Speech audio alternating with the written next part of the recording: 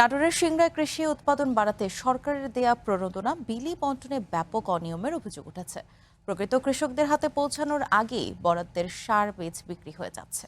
অনুসন্ধানে কৃষক নয় এমন ব্যক্তিদের সার বীজ দেওয়ার অভিযোগের সত্যতা মিলেছে। কৃষি বিভাগ বলছে সম্মিলিত প্রচেষ্টায় অনিয়ম প্রতিরোধ সম্ভব। কৃষি উৎপাদন বৃদ্ধি এবং প্রান্তিক কৃষকদের সহায়তা দিতে 2026-27 অর্থ বছরে নাটোরের সিংড়া উপজেলায় 5,000 কৃষকের জন্য প্রায় 30 লাখ টাকার কৃষি প্রণোদনা বরাদ্দ দেয় সরকার। এতে প্রত্যেক কৃষক পাচ্ছেন প্রায় 600 টাকা মূল্যের সার ও বীজ। অভিযোগ উঠেছে এই সরকারি সহায়তা প্রকৃত কৃষকের হাতে পৌঁছানোর আগেই চলে যাচ্ছে একটি প্রভাবশালী সিন্ডিকেটের নিয়ন্ত্রণে। স্থানীয়দের দাবি, ইউনিয়ন পরিষদের চেয়ারম্যান ও সদস্যদের যোগ সাজশে কথিত কৃষকদের নামে প্রণোদনা তুলে তাৎক্ষণিকভাবে বিক্রি করে দেওয়া হচ্ছে। এতে সরকারি সুবিধা থেকে বঞ্চিত হচ্ছে প্রকৃত কৃষক। 3 দিন এসে ঘুরে গেছি, তাহলে আজকে মনে করেন যে ঘুরে যাওয়া লাগবে, তাহলে আবার যদি আসে তাহলে আমার একটা জন প্রতি মনে করেন যে প্রায় একটা দিন গেলে 50-60 টাকা খরচ। এই কৃষকের পাওয়ার জিনিসগুলো মনে করেন তারা নিজেরা মনে করেন একটা সিন্ডিকেট করে বিক্রি করতেছে। অভিযোগের সত্যতা অনুসন্ধানে মাঠে নামে চ্যানেল ওয়ান। এক পর্যায়ে সিংড়া উপজেলা কৃষি অফিস চত্বরে ক্যামেরায় ধরা পড়ে এমনই একটি চিত্র। ফুটেজে দেখা যায় সরকারি সার ও বীজ নেয়ার পরপরই কয়েকজনের কাছ থেকে সেগুলো কিনে নিচ্ছেন এক ব্যবসায়ী। ক্যামেরা দেখে ঘটনাস্থল ছেড়ে দ্রুত সরে যান কলম ইউনিয়নের এক ইউপি সদস্য। খানিকটা অপ্রস্তুত হয়ে সার বীজ কেনার কথা স্বীকার করেন এক ব্যবসায়ী। কত করে কিনতেছেন এগুলা? এই 2400-2500। এটা কি ঠিক? এটা তো সরকার না ঠিক। কৃষকদের অভিযোগ, টোকেন হাতে নিয়েও দিনের পর দিন কৃষি অফিস ঘুরেও খালি হাতে ফিরে যেতে হচ্ছে তাদের।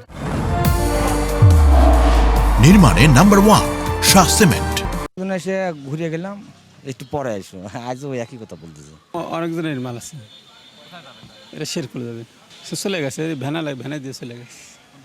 ওই যে ভ্যানালা কারো নামের সাথে মিলিচ্ছে না, হয়তো বা কারো নামের সাথে মিলিচ্ছে, বাপের সাথে মিলিচ্ছে না, এরকম ভাবেই।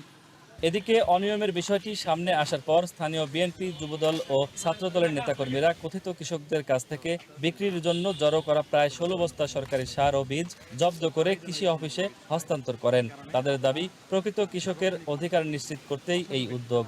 একটি অসাধু চক্র নিয়ে চলে যাচ্ছিল, আমরা সেটা ধরে কিন্তু জব্দ করে আবার কৃষি অফিসে দিব এবং সেটা যেন সাধারণ জনগণ পায় এবং সাধারণ কৃষক পায়, এটাই আমাদের লক্ষ্য। অনিয়মের বিষয়টি নজরে এসেছে জানিয়ে উপজেলা কৃষি কর্মকর্তা বলেন, শুধু কৃষি বিভাগের পক্ষে এসব বন্ধ করা সম্ভব নয়। প্রশাসন, জনপ্রতিনিধি এবং স্থানীয় জনগণের সম্মিলিত উদ্যোগ প্রয়োজন। পাশাপাশি কৃষি বিভাগ নিয়মিত মনিটরিং করছে বলেও জানান তিনি। এরকম অভিযোগ আমি এরকম পাইছি, বাট এটা পাওয়ার সাথে সাথে আমরা সেই জিনিসগুলোকে আমরা তাদেরকে ধাওয়া করছি। কৃষক যাতে বাহিরে বা কোথাও যাতে বিক্রি করতে না পারে সেই চেষ্টা আমরা মনিটরিং করতেছি। বাট এটা আসলে সবার ঐক্যবদ্ধ ছাড়া এটা তো একা সম্ভব না, কারণ কৃষক বাইরে নিয়ে যদি বিক্রি করে ফেলায় ওইটা তো আমরা কন্ট্রোল করতে পারি না। কৃষি উৎপাদন বাড়াতে সরকারের দেয়া লাখ লাখ টাকার এই সহায়তা অসাধু চক্রের হাত থেকে রক্ষার দাবি ভুক্তভোগী কৃষকদের। একই সঙ্গে অনিয়মের জড়িতদের শনাক্ত করে ব্যবস্থা নেয়ার কথাও বলেছেন তারা।